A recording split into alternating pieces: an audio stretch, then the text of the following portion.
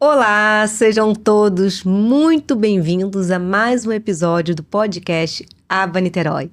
Sou Tainá Guimarães, diretora-geral da Aba Niterói, e aqui comigo na condução desse programa, Bárbara Coentrão, diretora adjunta da Aba Niterói. Estamos aqui, né, Bárbara, mais uma vez, gravando esse programa que nós tanto amamos, onde nós temos a oportunidade de aprender, de conhecer melhor, né, os nossos advogados, os nossos colaboradores, e hoje com um tema extremamente relevante para a nossa advocacia, que é a saúde mental. Com uma especialista, que daqui a pouquinho vocês irão conhecer, a Bárbara irá apresentar, e vocês poderão saber mais sobre a saúde mental, que engloba ansiedade, depressão, pânico, burnout, entre outras abordagens extremamente relevantes para a nossa profissão.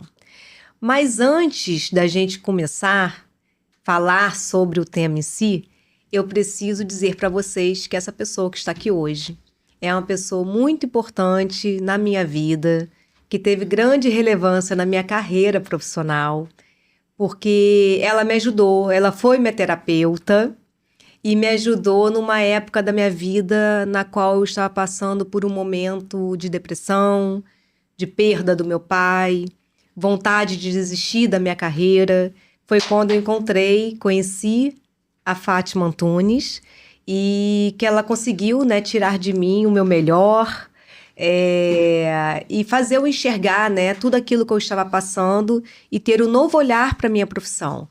Né? Quando eu estava pensando em desistir do direito e iniciar uma outra faculdade, ela conseguiu enxergar em mim aquilo que eu não enxergava. Foi quando eu fiz a minha virada de chave, mudei a minha abordagem, mudei o meu foco, mas permaneci como advogada e na advocacia que eu tanto amo. E agora eu vou passar para a Bárbara para poder apresentar a nossa convidada. Hoje estamos aqui com a querida psicóloga Fátima Antunes.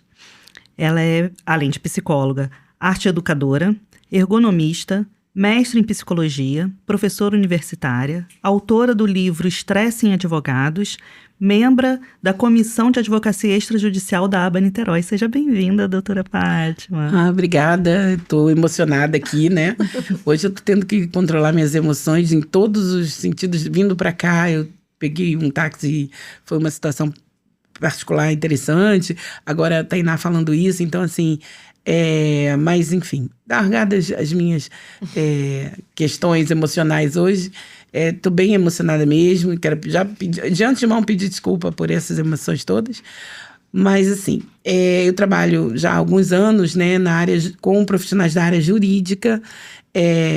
Eu terminei meu mestrado em 2010 e eu estudei sobre estresse em advogados. E aí, em 2020, eu lancei o livro Estresse em Advogados, e posso dizer, pioneira nos estudos no Brasil sobre estresse na advocacia, e amo falar sobre esse tema, acho extremamente relevante.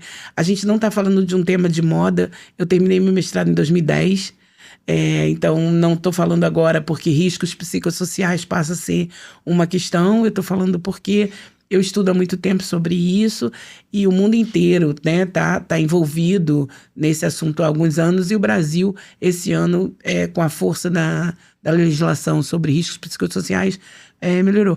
Então, assim, acho que hoje os escritórios de advocacia, por exemplo, são obrigados a fazer um levantamento de risco psicossocial, e isso está ligado diretamente à saúde mental do advogado. É isso, assim, eu sou psicóloga, né, acho que mas uma psicóloga especializada, e eu acho que isso é muito importante para falar com essas pessoas, né, com aquele de quem direito, acho que é isso. Com certeza, faz toda a diferença, né? E eu sou prova disso, tá, gente?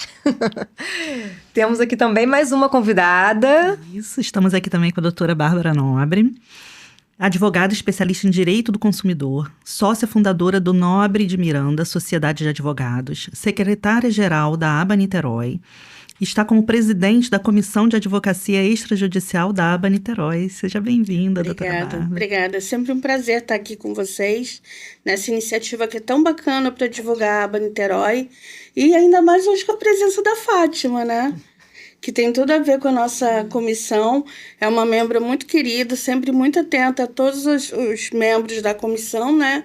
e a gente não pode perder a oportunidade de aproveitar o conhecimento dela.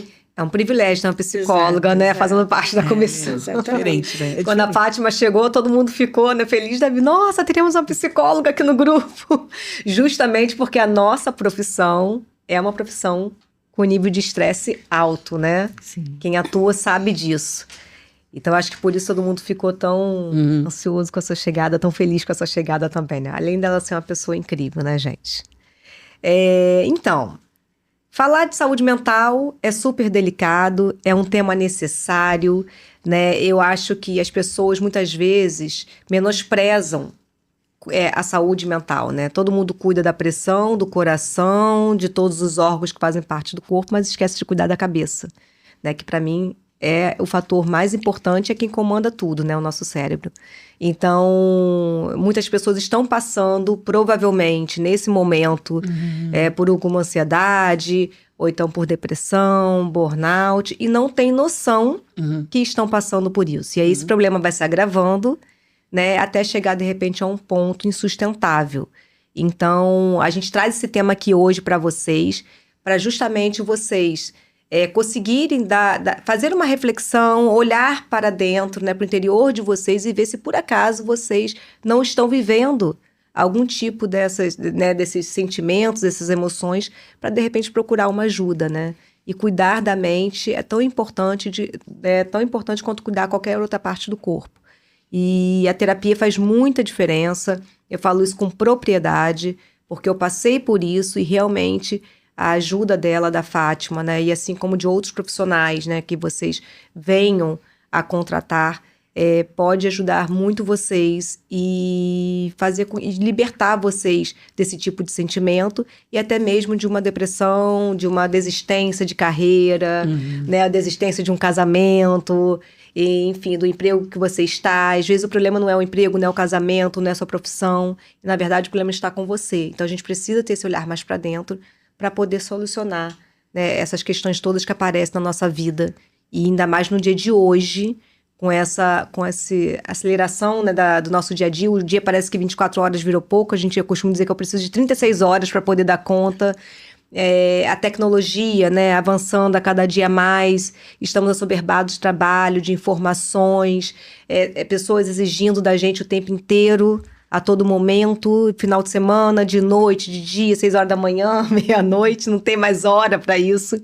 E a gente precisa saber cuidar disso, né? Então aqui hoje a Fátima vai responder algumas perguntas que a gente separou para ela. Depois também iremos fazer algumas perguntas também para a Bárbara Nobre. Essa ligação toda, né, com a advocacia extrajudicial. E a gente vai fazer esse link. Então, vou começar com a primeira pergunta e depois a gente vai intercalando aqui, eu e a Bárbara. Fátima, quais são os principais problemas relacionados à saúde mental que os advogados, de forma geral, enfrentam? E quais os principais sinais de alerta que advogados e advogadas devem observar em sua rotina profissional? Então, é muito importante vou fazer não vou falar dos sintomas finais, eu vou falar como é que esse processo acontece. Até porque se você conseguir antes perceber o que está acontecendo, você evita o final, né? Você evita o limite. Então, a advocacia é uma profissão. Cada profissão tem na verdade, o que muda são as características de estressores de cada profissão. Mas a advocacia tem muitos fatores estressores. E isso, o que são os fatores estressores? Aquilo que te abala psicológica e fisicamente. Então, vamos dar um exemplo. Quando você vai para uma audiência, eu vou falar uma coisa mais simples assim. Quando você vai para uma audiência, você necessariamente vai todo mundo aqui pensar, tem uma reação emocional. Você o coração bate mais forte, sua mão fica gelada, mesmo que você seja um advogado não é porque é recém-formado, não. Os recém-formados mais, né, aqueles que estão inseguros em relação àquele caso um pouco mais. Enfim, essas situações vão variando de situação e de pessoa.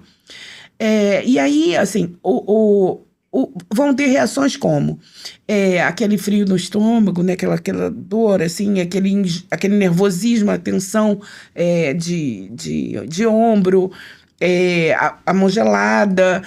O teu corpo vai dar sinal de que a tua mente está tensa.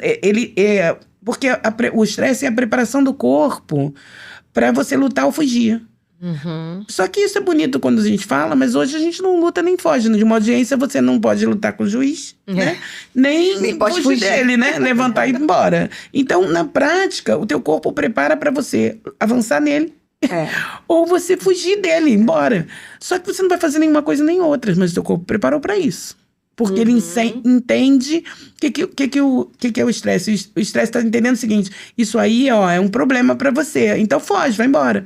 Só que isso não é real. Então você precisa ficar e resolver. E aí você fica... o nosso cérebro ele não faz a diferença, né, se é real ou imaginário. Então se falar assim, gente, olha, pode vir 1000 morcegos aqui, você... Entendeu? Você vai ter uma audiência tensa. Você nem sabe se a audiência vai ser tensa ou não, né? Se vai ter audiência, se vai ser cancelada. Mas você já vai preparado. Você já fica fantasiando, né? Tipo assim... Quantas vezes você vai para uma audiência tenso, porque... nossa, como é que vai ser a audiência? Foi como é que fala, né? Cancelada? Não é... Redesignada? Não teve, foi transferida. Remarcada. Redesignada. Aí... Redesignada. Então. Aí... e aí você fala assim, gente, desde ontem... Com certeza vocês estão... né? Assim... Desde ontem eu estava preparada, tensa, nem dormi direito. Sim. E a audiência foi redesignada para outro lugar. Porque lembrando que eu não sou advogada, né? Sim, gente. Aí, só que o teu corpo preparou. Você ficou estressada, ok? Vida que segue. Vamos seguir. Vida que segue. No dia seguinte é uma outra coisa. É uma reunião, é um prazo complexo. É uma reunião com uma parte, né? Enfim... É uma visita ao presídio, enfim, né? Tô falando de diversas áreas. E aí o teu corpo vai preparando. Nisso que teu corpo vai preparando, você vai adoecendo, porque é contínuo.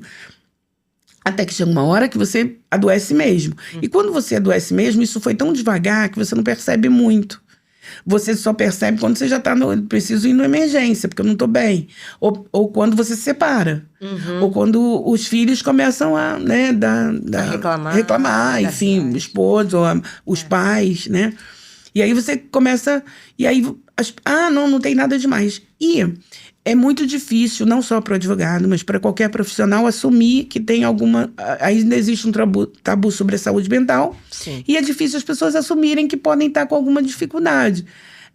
Que, assim, não tem problema nenhum. Assim como a Tainá falou, pressão alta, né? Eu vou tomar remédio. Mas depressão não vou, porque eu vou ficar viciado, enfim. E não é bem assim. Agora, o remédio faz parte, por exemplo, de um contexto de trabalho. Então, essa organização interna que vai se transformar numa doença, ela vai acontecendo aos poucos e as pessoas não vão percebendo. E quando vê, está com síndrome do pânico, está com depressão, está com transtorno de ansiedade de fato, porque a ansiedade é uma reação normal de resposta orgânica. Só que aí, quando você tem isso continuamente, você tem esses sintomas. Então, é só para... Assim, eu acho importante em relação aos advogados, eles entenderem esse processo, para você interromper o processo em algum momento. Então, quem está vendo, assim, em algum momento, interrompe esse processo antes de você adoecer, porque é muito mais difícil reverter quando você já está, sabe, com depressão, porque aí não vai ser só sobre a profissão, vai ver sobre você olhar para tudo e falar tá tudo errado, né?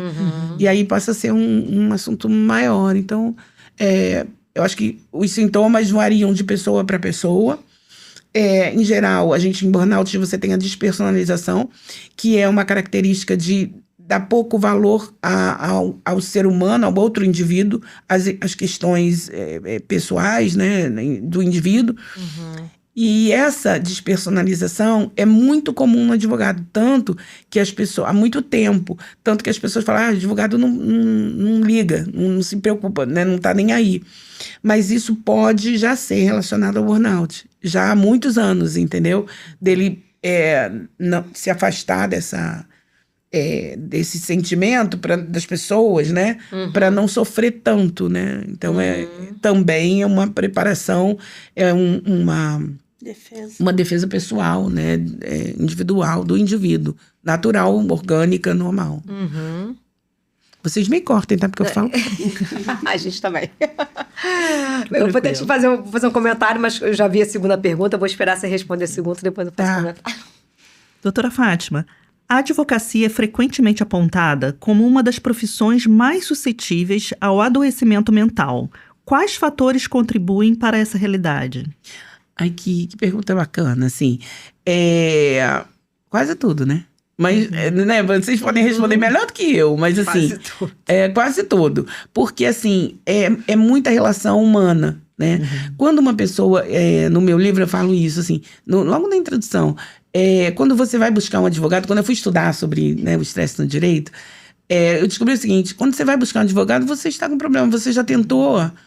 todas as relações possíveis de acordo, né? Então, quando você vai buscar um advogado, a justiça, o direito, você vai buscar e é litígio, é briga, né? Então, já chega assim, né? Então, você já... A carreira já está implícita isso. E aí, a partir daí, você tem pessoas que você... de ambas as partes, né?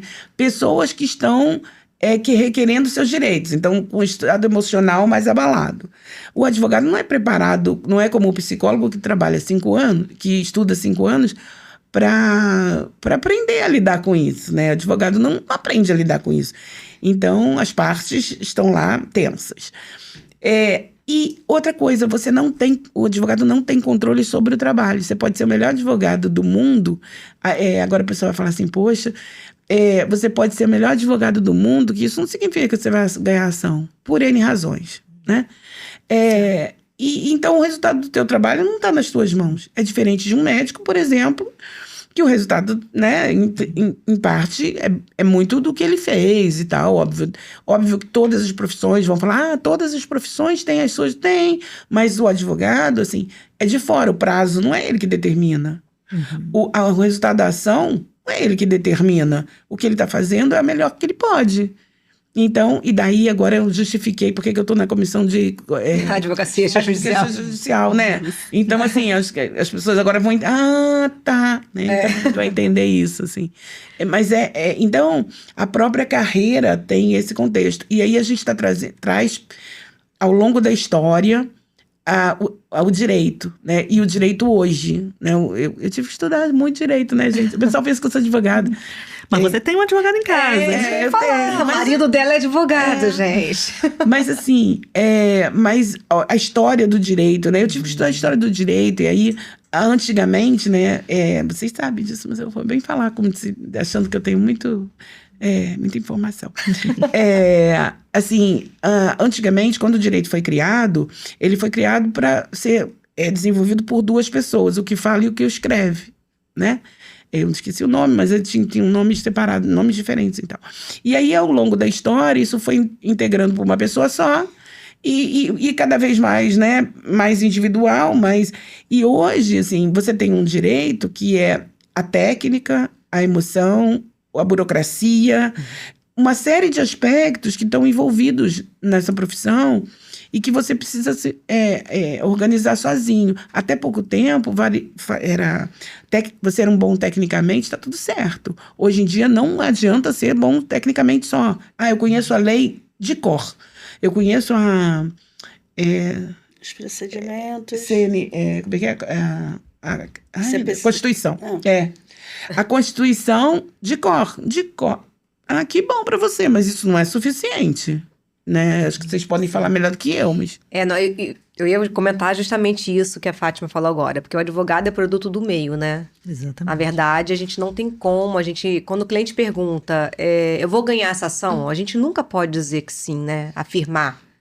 Eu costumo Por mais que dizer, tenha grandes chances. por mais, a gente pode colocar, olha, as suas provas estão excelentes, temos fundamentos jurídicos para isso, mas não somos nós que damos a sentença. Exatamente. A outra parte também terá provas, a outra parte também terá fundamentos jurídicos e vai depender da análise do juiz, né?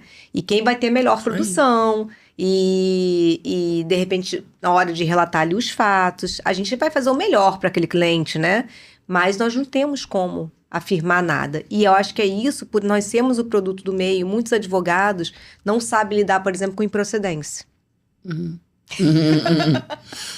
Eu sou uma delas. Então, é uma coisa, eu sofro muito, porque a gente dá o nosso melhor, a gente faz tudo, né? Por mais que a gente vive falando, mas nós somos o produto do meio, as amigas falam, né? Mas a gente sofre.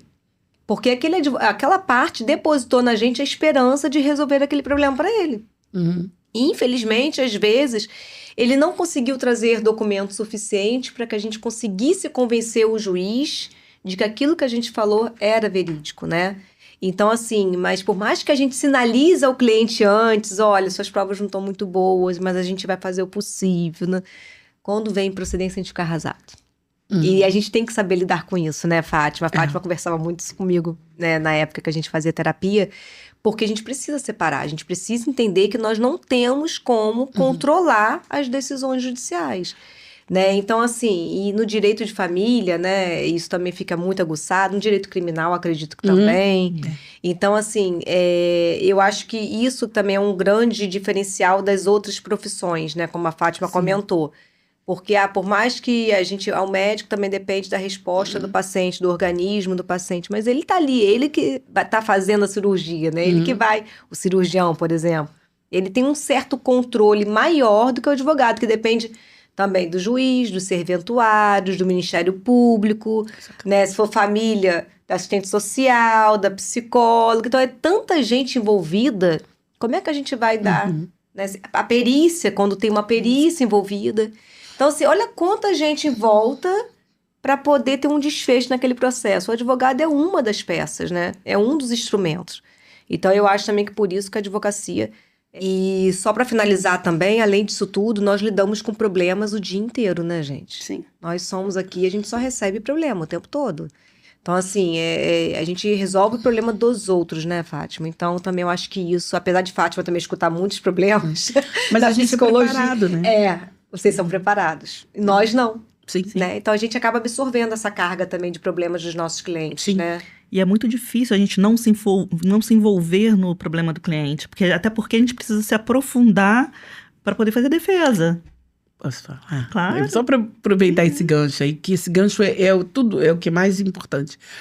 Tem sim, você olhando, como não se envolver no problema do cliente, você vai olhar de fora, não vai olhar não é com sentimento, mas você vai olhar como resolutiva, sabe? Então, você olha e como é que eu tenho que resolver isso, assim. E o problema não é seu.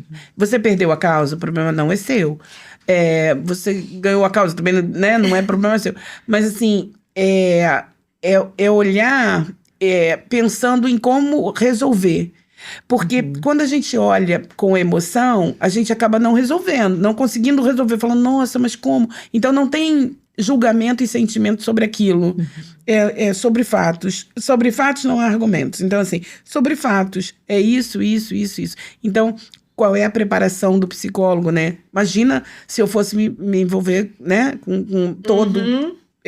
toda a situação do paciente. Parece até que a gente está envolvido, mas na verdade não está. A gente está tentando trazer uma resolutiva para aquela situação. Quando você vai buscar uma resolutiva, você automaticamente precisa se ausentar, porque você precisa... Como é que eu resolvo isso? Não é, eu não estou analisando o problema. Eu não estou analisando, mas como que ele traiu a mulher? Uma mulher tão boa. Não interessa que ele traiu. Ele traiu e a minha parte nisso é sobre a traição, sabe?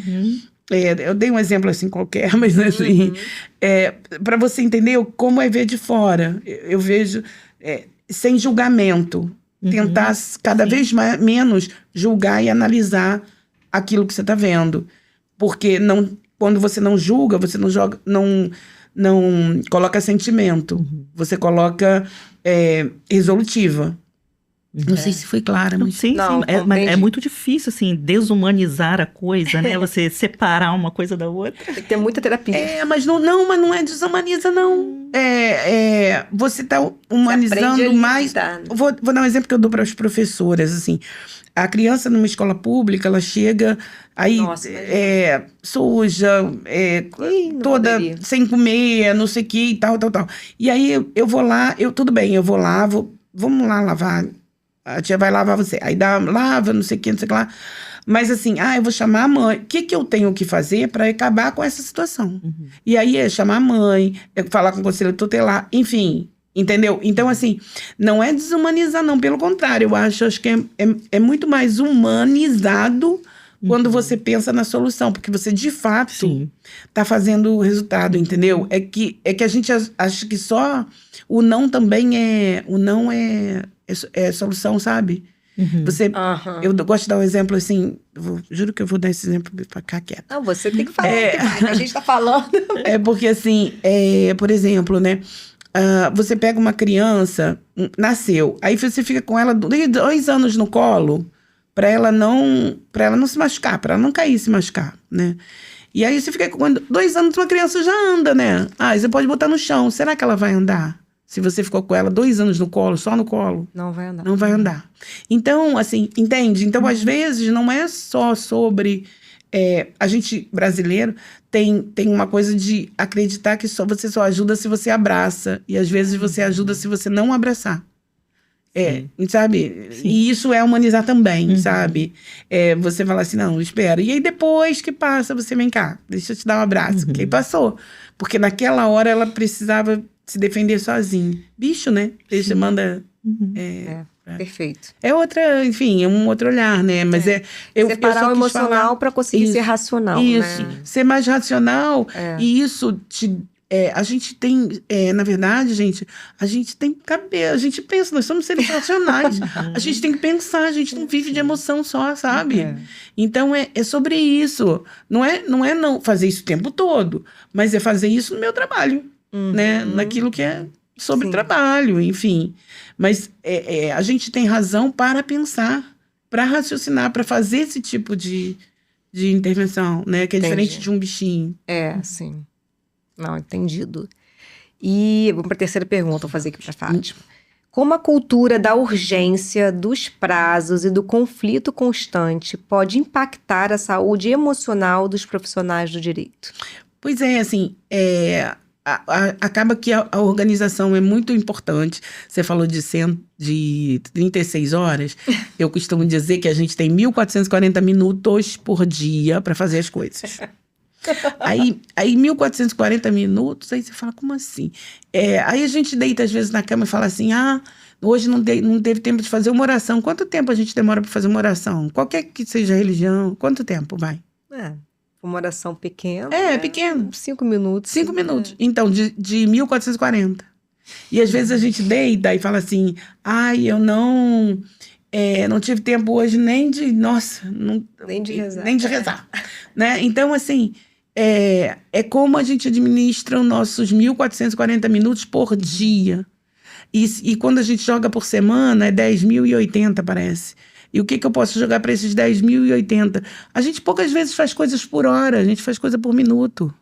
Então, quando a gente transforma as nossas horas em minutos, a gente vê que a gente tem muito tempo. E sobra, tá?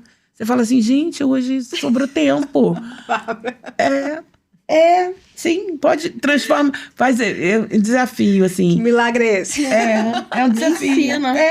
Transforma coloca na tua cabecinha que você tem 1.400 minutos por dia, 1.440 minutos por dia. Aí você esquece, aí faz o teu planejamento. Aí você vai ver, pode fazer. Aí você vai falar assim, nossa, mas espera aí, engraçado. E aí a gente, às vezes, sabe o que acontece? O pessoal fala assim, eu nem sei o que eu vou fazer com o resto que sobrou. Aí, sobrou tempo? Você disse que nem tinha tempo. Ai, meu Deus, meu sonho. É bem assim. É bem assim. Pode fazer. E lançado o desafio do podcast Aba. Transforme sua vida em 1.400. Faz o seu planejamento diário em 1.440 minutos. Vocês vão ver. Vai sobrar tempo no final. Já pode nascer um muito projeto aí, interessante. né? Um Exatamente, projeto. já Como fiz organizar aqui, o nosso tempo. Em 1.440 minutos. Ótima dica. É bem legal, Acho que assim. todo advogado precisa disso. Precisa. Eu sei de cabeça, vocês vão falar, mas como é que não é Eu óbvio. sei que eu não sou a única. Eu dou curso de inteligência emocional e dentro disso tem essa organização de tempo, né? Então, por isso que eu sei de cabeça, tempo mensal, tempo mensal não, tempo diário e tempo semanal. E às vezes, quer ver, vou dar um outro exemplo que é para pegar ainda mais. Minha mãe mora em Fortaleza, então eu tenho que ligar para minha mãe uma vez. Quanto tempo eu vou demorar numa ligação para minha mãe? Uma vez por semana? Vai, quanto tempo? 10 minutos? 15? Já vivi essa situação de Né? 20 minutos. 20 minutos, né? Então, são 10 mil, voltando, são 10.080 minutos. Eu não tive 20 em 10.080 minutos para ligar para minha mãe em Fortaleza. E desculpa, fica todo mundo assim, caramba. Aí você entende o que eu tô falando. Que é 20 minutos em uma semana. São 10 mil e poucos minutos. Então, assim, você não teve 20 para ligar, você não deu prioridade. Prioridade. Se a gente tem tempo para tomar banho, para comer, para fazer outras coisas, como é que vai ter tempo para ligar para mãe? Não é assim, fazer alguma coisa. Organização, né? É organização. Mas tem que pensar nessa organização em minutos. Faz diferença. Porque muita coisa é minuto. Muito importante que você falou agora, essa parte da organização, assim, tempo é organização, né? Tempo é organização. Tem muito a ver e eu acho que isso que é o foco aí da questão, né? Porque, assim, dentro dos problemas da advocacia, além das questões do cliente, a gente enfrenta também, assim, atualizações tecnológicas, que hoje em dia estão um boom, né? A chegada da IA mudou muito a advocacia. Nós temos hoje, quem trabalha com direito civil, processo civil, 3 plataformas ao mesmo tempo funcionando, né? Que a gente tem que olhar o sistema ali, os prazos todos os dias nas 3 plataformas. Loucura. Então, isso gera um estresse também, né? No dia a dia. Uma coisa que a gente não falou aqui da característica do advogado, mas ele, em geral, ele quer centralizar. E aí isso é um fator que acaba sendo determinante para administrar o tempo, porque ele que quer fazer, ele quer rever, a IA, por exemplo. Eu estou falando dessas coisas porque, assim, atendendo, você sabe, né, das questões, né? Então, assim, por exemplo, a IA... ela traz informação bem própria, bem direitinho. Aí ele coloca uma informação, pede mais ou menos e tem que rever. Aí você já experimentou botar um pouco mais completo para você vir isso um pouco mais pronto? Né? Você fazer um prompt... Não, então faz um prompt e você vai ver. E aí você escuta isso. Nossa, melhorou muito, não sei o que, mas eu nem sei o que eu vou fazer com o meu tempo livre. Assim, agora vamos começar para outra terapia, né? Porque, gente, né? O que eu vou fazer com o meu tempo livre? Então, talvez eu estivesse... né, um auto-boicote no sentido de eu trabalho, eu não quero ter tempo livre mesmo. Então... Às vezes eu acho que o advogado tem essa necessidade. De trabalhar muito? De viver nessa adrenalina. Tem. É uma necessidade, sim. Eu fiz uma palestra uma vez e eu nunca mais me esqueço. Ela falou assim, porque a advocacia é um vício. Eu tenho certeza que todo mundo já ouviu falar isso, né? A gente escuta muito. E vício é vício, né? Então, assim, vício a gente precisa eliminar o vício. Então, a gente tem outras opções. Então, o direito mudou, evoluiu, e 3 plataformas, não sei o que, né? Evoluiu justamente para vocês terem mais tempo. Mas, às vezes, a gente fica parado naquele modelo que a gente conhece e aí fica na mesma proposta. Mas olha só, você tem IA. Mas vem cá, mas você tem, sabe? Ou seja, você... e que nem a gente ainda vai falar sobre a questão do litígio e do não litígio, né? Não sei como chama. Mas assim, você... Hoje, todo mundo é treinado na formação para ganhar, né? Então, eu entro para ganhar. Não existe outra... Existe? Não existe. Eu tenho que ganhar. Mas não se... Eu não conheço a formação do direito, né? Mas assim... não se prepara para negociar, que é muito mais difícil. Nossa, é difícil. Não que uma negociação não vai te gerar estresse, porque vai. Mas é uma vez, né? E num período curto. Bem mais E curto do que é uma diferente do que numa ação e numa quantidade. É. Não vai gerar estresse, porém, do mesmo jeito, mas é essa visão. E outra coisa, assim, o que muda no fazer terapia, na mudança, é a forma de ver as coisas, né? Então, terapia não se propõe a mudar as pessoas, se propõe a arrumar a sua casa, sabe? É isso. Maravilha. É um gancho para a quarta pergunta. já, né? Exatamente. A advocacia extrajudicial tem como característica a prevenção de conflitos e a busca por soluções consensuais. Você acredita que esse modelo de atuação pode contribuir para a redução do estresse profissional e de que forma? Nossa, muita coisa, né? Assim, e eu acredito nisso. E aí eu vou aproveitar para dizer que Tainá me ensinou isso, né? Porque quando a gente vai atender um paciente, né, uma pessoa e tal, a gente tem que conhecer um pouquinho, entender e tal.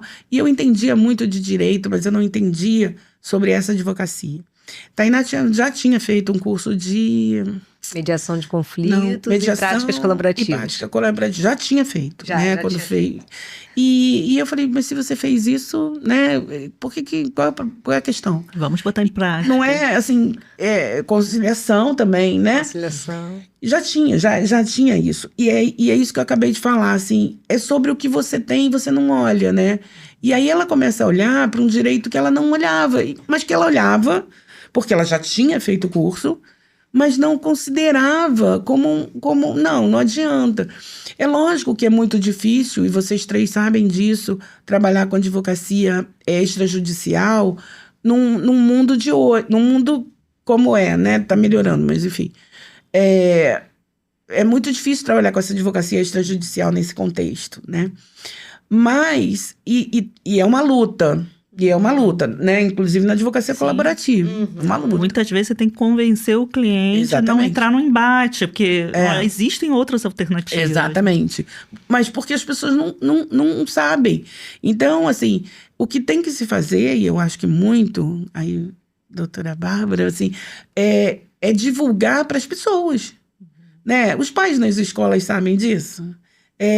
Enfim, sabe? Existem lugares em que você precisa disseminar informação, os veículos de imprensa, de que é possível outra ação que não seja litígio, né? É possível e é muito mais saudável. Então, é mais saudável, inclusive, numa vara de família, onde a gente está falando de família. O casamento acaba, a família não. Sim. Então, assim, o pai e a mãe continuam sendo pai e mãe da criança, né? Das crianças, enfim. Então, e é muito melhor se não tiver litígio. Então, reduz o nível de estresse do advogado. Não elimina, mas reduz. Porque você vai viver menos as questões na justiça. Porque, assim, quando você está numa ação na justiça, você está numa perspectiva de ganhar o dinheiro, você está numa perspectiva de ter algumas audiências, o cliente fica te ligando inúmeras vezes. Então, reduz. Eu não sei te dizer em prazo, em número, mas é fácil vocês entenderem o que eu estou falando, né? Assim, de tempo de uma ação judicial, de um tempo de uma ação extrajudicial, que aí a doutora vai falar, né? Então, que eu não sei falar, mas que é visível. Então, eu acho que é pensar sobre isso. Porque a cultura, né, do nosso país é o litígio, né? E as faculdades também contribuem para isso. Porque eu converso com algumas pessoas que ainda estão fazendo faculdade ou que acabaram de se formar. Né? Recentemente, eu fui dar uma aula na ESA, né? 11º período, que é o projeto do meu amigo Gabriel. E eu perguntei na turma se eles já tinham ouvido falar em justiça multiportas. Uma turma de 40 alunos, 2 levantaram a mão. Viu? Eles tinham acabado de se formar, né? E aí, então, no caso, também, o ensino jurídico, né? Ele precisa também ser adequado à nova realidade da sociedade. E eles não dão essa matéria. A matéria, quando tem a matéria de mediação, ela é eletiva, que é aquela opcional, né? Você faz se você quiser. E também, assim, uma vez só, um período curto, né? Então, eles nascem com aquela... A gente se forma, desde a nossa época ainda. A gente se forma querendo brigar, querendo ganhar na justiça, né? A nossa formação é essa, ir para o judiciário para poder vencer. E aí, isso que Fátima falou é muito importante. Eu acho que nós, advogados... Aí, o que eu converso muito, né, com os meus colegas quando eu falo, que você sabe que eu sou né? Uma entusiasta das práticas colaborativas, justiça multiportas, mediação de conflitos. Aliás, nós todas aqui, né? Nós todas. São conciliadoras também da Quarta Vara de Família. Então, o que acontece? A gente precisa... Eu até tento convencer os meus colegas, né? Vocês não precisam ser mediadores, mas façam curso para conhecer a mediação e poder oferecer para os seus clientes, né? Façam um curso de práticas colaborativas se você advoga no direito de família, porque você vai ver o instrumento. É tão grandioso que nós podemos ter nas nossas mãos para poder resolver os conflitos familiares. Então, a gente precisa mudar, na verdade, a mentalidade dos advogados para que os advogados mudem a mentalidade da sociedade. Eu acho que depende de nós mudarmos essa realidade, né? E disseminar. E aí você falou importante, Fátima, levar para outros ambientes que não sejam só de advogados, né? Lembrando que você é advogado, você pode disseminar para a sociedade. Não, porque você tem um podcast, vocês podem ter esse movimento, Bárbara, né, doutora Bárbara, que é presidente da comissão, o movimento de disseminar esse conceito para a sociedade, talvez não para os advogados. Para a sociedade, mas acho que esse é um assunto de podcast, sabia? Agora fiquei aqui pensando. Tem um episódio que a gente gravou aqui no podcast falando exatamente sobre a advocacia extrajudicial, que eu convido todo mundo a ir assistir, porque é exatamente isso que vocês estão conversando. Até a questão da cultura, da falta de... As pessoas preferem passar a decisão para o juiz do que elas mesmas decidirem sobre sua própria vida. A Parece que é mais autorresponsabilidade, cômodo. né? Isso, Fátima. Exato. A gente até fala sobre autorresponsabilidade. Seria isso, né? Assim. A pessoa tomar para si. Mas é muito difícil as pessoas tomarem para elas. Mas isso é uma cultura que tem que ser disseminada. Exato. Mas é uma cultura, exatamente. As pessoas fogem, né? Preferem fogem. deixar na mão de um terceiro. Sim, que aí não fui eu. Né? Assumi, né? A dificuldade de assumir. Mas mesmo assim, é uma questão cultural. Acho que tanta coisa já mudou, enfim. Tá melhorando. Então é um movimento que vocês aos poucos podem fazer, né, e criar. Eu quando falo dessa situação, falo da formação também. Fora do Brasil, desde 1970 se estuda estresse em advogados. Eu me assustei, eu falei, não, então aqui deve ter alguma coisa, né? Eu fui estudar em 2008, aí era desde 1970. Olha só. Então, na formação no exterior, já existe psicologia, não só aquela psicologia mas uma psicologia de preparação para conflito. Que é um pouco diferente. Na formação. Então, o advogado lá fora tem. Igual as práticas, que tem lá desde 1990. Né?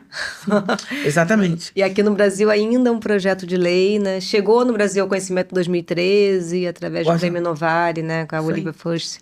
Mas ainda é um projeto de lei, né? Já estamos em 2026. Exato. Entende? É isso, né? Esse movimento mesmo.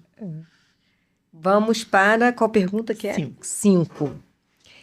Quais benefícios psicológicos podem ser observados em profissionais que conseguem equilibrar atividades judiciais e extrajudiciais em sua prática? Acho que Fátima até já falou um pouquinho, né? Mais completa. Mas eu vou só completar bem um pouquinho, que é viver com equilíbrio, sabe? Você conseguir fazer atividade física, você conseguir comer melhor, você conseguir viver melhor com a família, você conseguir viver melhor, ter uma melhor qualidade de vida. Eu acho que passa por isso, assim, de ter uma melhor qualidade de vida mesmo. Muitos advogados sentem culpa ao desacelerar ou estabelecer limites. Como desenvolver uma relação mais saudável com o trabalho sem comprometer a produtividade?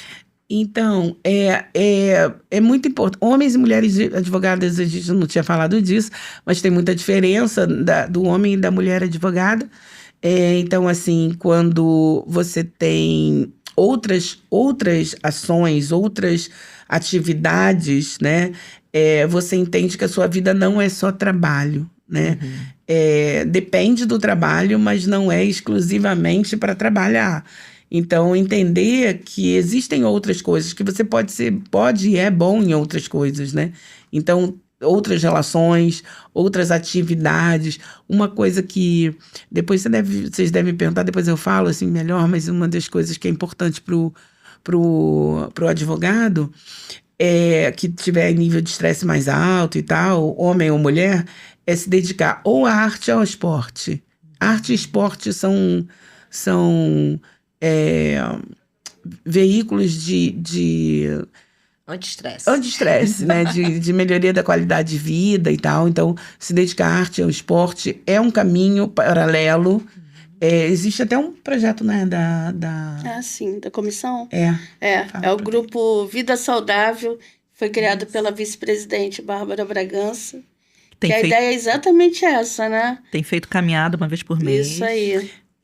Pois é, assim, as ações que envolve qualidade de vida, né, e tal, e devem passar muito pela coisa do esporte na arte, porque quando você está fazendo algum tipo de arte ou fazendo algum tipo de esporte, é impossível você pensar em trabalho. Muito difícil. Vai fazer uma trilha e pensa nos processos que você não vai. Não vai. Que seja quem for, muito difícil.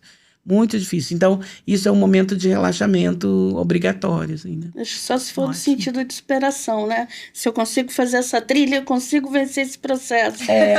Só se for assim, porque não consegue, você tá na trilha pensando em... Não consegue, muito difícil. Um ou outro pode até conseguir, mas em geral não consegue. Você tá ali concentrado, é aquela que a gente chama do mindfulness, que é estar naquele lugar, naquele momento. E assim, Fátima, não tá nem aqui, mas agora me veio essa vontade de fazer essa pergunta. Lógico, né? Assim, que sinais que a pessoa... Você comentou dos sinais que a gente tem quando a gente está em alguma situação, né, que o advogado passa no prazo, fazer uma audiência, atender um cliente complicado. E que sinais que as pessoas podem observar no corpo que eles consigam, para quem está nos assistindo, inclusive, né, identificar que talvez ele esteja aí numa depressão, no burnout? Ai, muito boa pergunta, porque as pessoas acham que depressão é só para quem está deitado na cama, não quer tomar banho, Sim. não quer, né? E não sei se vocês conhecem casos assim, mas no direito tem muitos casos de suicídio de uma hora para outra, assim, que você fala, mas como assim, né? Porque o advogado, ele consegue fazer o que a gente chama de masking, que é não demonstrar, muito fácil, não demonstrar o que ele está passando, com facilidade. Então, ele hoje tá bem, tá legal, não sei o quê, e aí, de repente, no dia seguinte, fulano se matou. Como se matou? Né? Não é possível. Isso é muito comum no direito. E aí, assim, não sei se vocês conhecem casos, mas é. E aí, então, a percepção precisa ser um pouco individual e um pouco das pessoas próximas. O que é essa depressão? Às vezes, essas pequenas situações onde você se boicota, sabe? Eu vou, né? Eu sou diabética, mas eu vou comer um doce. Eu acabo perdendo muitos prazos, né? Assim, mas por que você perdeu prazo? Não sei o quê, você, né? Então, coisas que eu faço que não necessariamente é consciente, sabe? Eu vou fazendo de alguma forma que eu me prejudique. Então, existem situações, e isso é mais fácil de observar, situações em que eu estou me prejudicando inconscientemente. Né? Então, Começa a perder o prazer, assim, em exercer aquela e função. começa a não ter prazer na profissão, mas as pessoas não notam. Então, é sobre... Eu estou falando de uma forma muito individual, assim... Como é que eu percebo, sabe? Você sim. não percebe de fora, em geral. Para poder procurar uma ajuda, né? Assim, como é que... Você que tem que perceber o quanto que você está se boicotando em algumas coisas. O quanto você está deixando de fazer coisas que você... Porque a depressão, em geral, no advogado, ela se intensifica ainda mais no trabalho. Então, ela vai trabalhar e trabalhar. Então, não se dedica a outra coisa. Isso é um sinal, né, de que tem alguma coisa errada. Entendi. Não tem prazer em... vamos cenar, não posso porque amanhã eu tenho que trabalhar, eu tô cansado. Né? Não posso porque eu tô estudando um processo. Então, tudo gira em torno do trabalho como escape para esconder a própria depressão que tá vivendo, né? Uma depressão. Quando esconde essa depressão, o que acontece depois é vir uma síndrome do pânico. Então, quando vem a síndrome do pânico, você é obrigado, porque você não sai mais para trabalhar, né? Já que você não tratou conta da depressão. Entendi. Chega uma síndrome do pânico que aí te obriga a ir buscar médico, porque você já não sai para fazer audiência. Você não sai mais pra fazer, entendeu? Entendi. E aí você tá dentro de casa, aí você precisa tratar. Não tem A jeito. coisa evolui, né? E vai Senão evoluindo. A Fica ansiedade. visível ao olho dos outros, né? É, Tipo assim. aí porque eu não tratei enquanto era uma Aham. depressão. Porque a ansiedade vira depressão, a depressão vai virando síndrome do pânico, ou burnout, enfim. Mas aí já é uma coisa que me impacta de eu não sair, de eu não fazer, De não conseguir nem É. fazer. de eu não conseguir. Mas o que eu falo é tentar antes disso, né? É, sim. Observar o que tá acontecendo para que eu... Não perder esse time de poder procurar uma ajuda, né? Doutora Fátima, que estratégias práticas você recomenda para que os advogados preservem sua saúde mental e evitem o esgotamento profissional ao longo da carreira? Para cada pessoa vai ser muito individual, né? Eu acho que é olhar para si e entender os seus limites e as suas vantagens e os seus limites, né? Quem eu sou, como eu sou, o que eu tenho de bom, o que eu, né? E às vezes sozinho você consegue, às vezes você precisa de ajuda de um profissional por um período, né? Eu não sou a favor de uma terapia, tá claro que não, né? Uma terapia para o resto da vida. Eu acho que você aprende a se conhecer através da terapia e daí continua seguindo a sua vida. Em alguns momentos pode ser que tenha que voltar, porque por algum motivo especial. Mas eu acho que essa dedicação, não há dúvida mais sobre pesquisas de que alimentação e exercício físico sejam ações que contribuem. Alimentação, fundamentalmente. Já existem muitas pesquisas sobre o segundo cérebro, que é o intestino e tal, e isso passa pela alimentação. E o que eu falei, assim, sobre se dedicar ou à arte ou a algum tipo de esporte, né? Se dedicar mesmo, assim, né? Estar envolvida de alguma forma com a arte, aprender alguma coisa diferente, porque isso tira o foco de só trabalhar. Você, para aprender alguma coisa, você vai ter que, a qualquer momento, você vai ter que ter um processo, né? Você não quero aprender a tocar violão, pegou o violão, toca. Não, você tem que aprender. E aí o teu cérebro vai para um outro lugar, sai da questão do trabalho e você energiza isso, né? Você oxigeniza.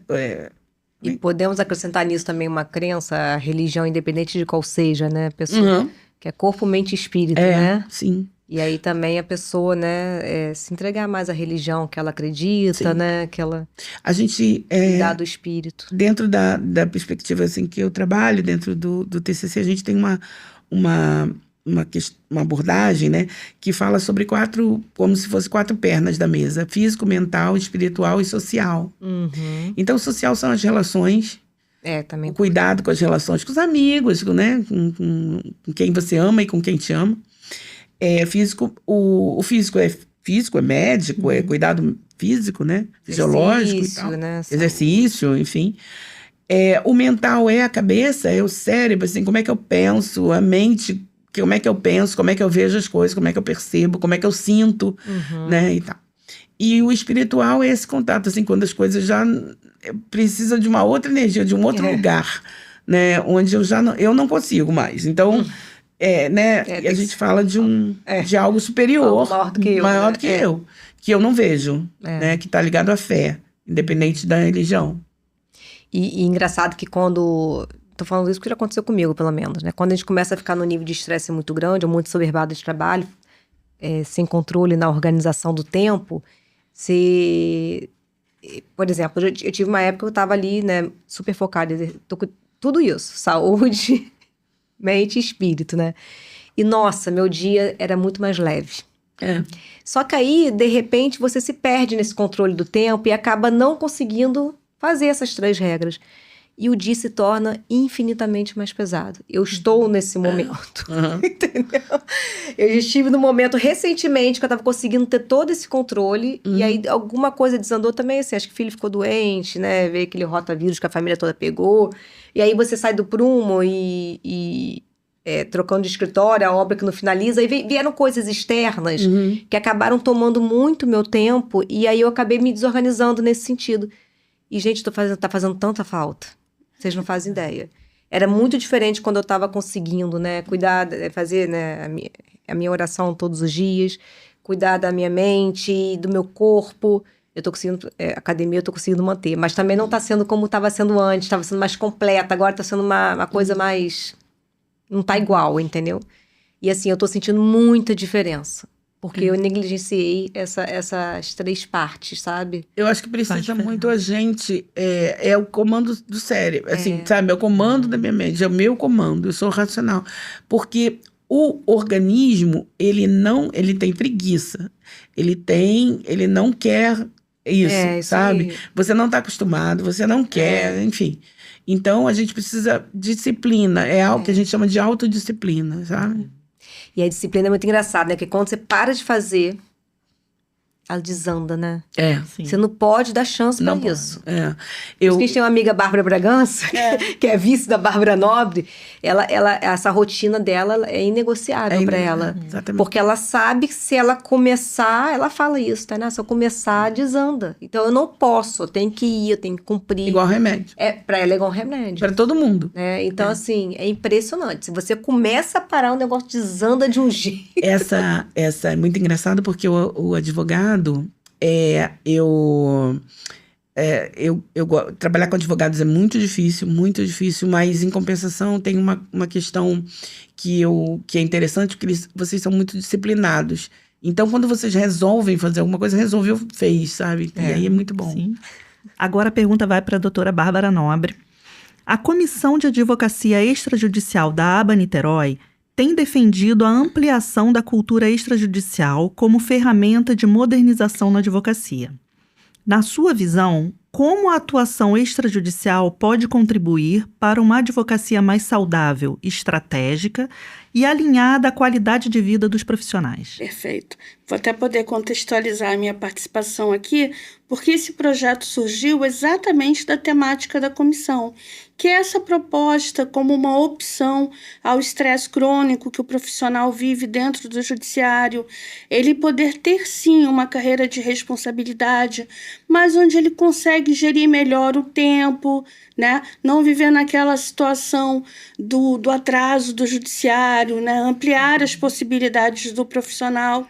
E aí a nossa comissão tem essa pegada que é muito proposta da nossa vice-presidente, a Bárbara Bragança, que é o grupo Vida Saudável, que é uma forma de aliar essa perspectiva da advocacia um pouco mais leve, com menos estresse, né? E aproveitar a nossa membra dentro da comissão, a Fátima, para trazer e propagar essa ideia. Tanto que a gente gravou um podcast anterior, como a gente já comentou aqui, falando exatamente dos benefícios da advocacia extrajudicial para o profissional. Maravilha. E aí possui relação com o que Fátima falou, né? A Exatamente. questão do equilibrar, né? Equilibrar o tempo. Porque a advocacia extrajudicial, a gente acaba não vivendo aquele estresse do judiciário com relação a prazo, né? Audiência. Fica mais flexível, né? É um exercício ainda de muita responsabilidade, que é o que a gente Muita. comentou. É, isso aí. Sobre os mitos, né? De achar que não tem tanta técnica. E é muito pelo contrário. Mas pelo menos esse estresse do judiciário que a gente conhece, a gente consegue um pouco fugir. Da morosidade, inclusive, né? Exatamente. A gente tem mais uma pergunta para você, Bárbara, também. Além de fomentar o desenvolvimento técnico da advocacia extrajudicial, a comissão também tem promovido iniciativas voltadas ao bem-estar da advocacia, que você acabou de falar até do grupo, né? Como caminhadas e ações de integração. Qual a importância dessas atividades para fortalecer a saúde mental, o senso de pertencimento e a valorização dos advogados e advogadas? Hoje a gente tem discutido muito a realização de eventos que não falem só sobre judiciário e lei. Eu acho que o advogado está precisando muito de um apoio enquanto grupo, enquanto profissão. Sim. Né? E, de certa forma, é isso que a nossa comissão visa com essas caminhadas, com alguns encontros, procurando tratar de outros assuntos que não sejam só Advocacia, os né? legais em si, né? Eu acho que isso ajuda muito o profissional, quanto grupo, quanto pertencimento. Eu costumo dizer que isso é prerrogativa, né? É. Olha eu achando, né? É verdade. A nossa associação como um todo tem muito isso, né? Esse viés de não deixar a advocacia ser solitária. Exatamente. Do autocuidado um com o outro, né? E esse grupo que é promovido pela CAE, que tem a participação da nossa psicóloga, Fátima Antunes, ele, a todo momento, ele tenta motivar, né, os profissionais que ali fazem parte a cuidarem da sua saúde, da sua alimentação, da sua parte espiritual. Então, assim, eu faço parte também desse grupo e é muito bacana, porque um vai incentivando o outro, né? Eu até falo, quando eu costumo postar no Instagram, não tenho postado todos os dias, mas antes eu postava mais, que eu posto que às vezes eu tô indo, né, para a igreja, né, no meu caso, porque eu sou católica, mas né, aí a religião de cada um, academia, é justamente para incentivar as pessoas a buscarem também uma forma de se cuidarem, né? E muitas pessoas às vezes vão no meu direct e falam assim: ai, Tainá, também preciso voltar pra academia. Ai, Tainá, o que você faz pra não sei o quê? Eu vou lá e falo: tem que começar, não deixa pra começar na segunda-feira, começa hoje. E a gente vai incentivando, né? Aí a pessoa já está afastada da igreja, fala: eu preciso voltar para a igreja. Qual a igreja que você frequenta? Então você vê que você acaba, né, influenciando coisas boas para a pessoa. Então, assim, essa iniciativa do grupo, né? E também é o meu papel quando eu posto essa parte aí da minha vida pessoal. É, na verdade, tentar fazer com que as pessoas... Porque quando a gente fica vendo as pessoas... Porque eu fui influenciada, tá, gente? Eu fui influenciada com relação ao exercício físico pela minha irmã, pela Bárbara Bragança e pelo meu marido, que começou antes de mim. Então, assim, de tanto eu ver eles indo, eu falei: gente, se eles conseguem, eu também consigo. Não, se meu marido consegue acordar mais cedo... Meu marido agora tá acordando 4h30 da manhã, Fátima. Pra poder ir pra academia, porque ele chega em casa muito tarde, ele não consegue ir à noite. Ele sempre deixava pra ir à noite e não conseguia. Então ele arrumou um jeito. Ele agora acorda 4h30 da manhã. Mas ele não deixa de ir, ele vai todo dia. Eu falo: gente, se ele consegue, depois vai trabalhar na Barra da Tijuca e pegar um trânsito até lá, por que eu também não consigo?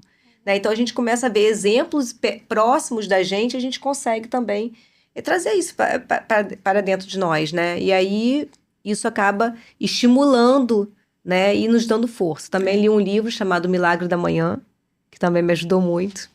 Fátima, né, que vocês sabem, que eu já falei. Então, assim, pra você ver como é que um monte de coisa contribuiu para eu conseguir melhorar, né? Então, é isso, gente. A nossa intenção com esse podcast foi esse, né? E aí, só completando sobre os projetos da comissão, nós temos procurado desenvolver lives, né?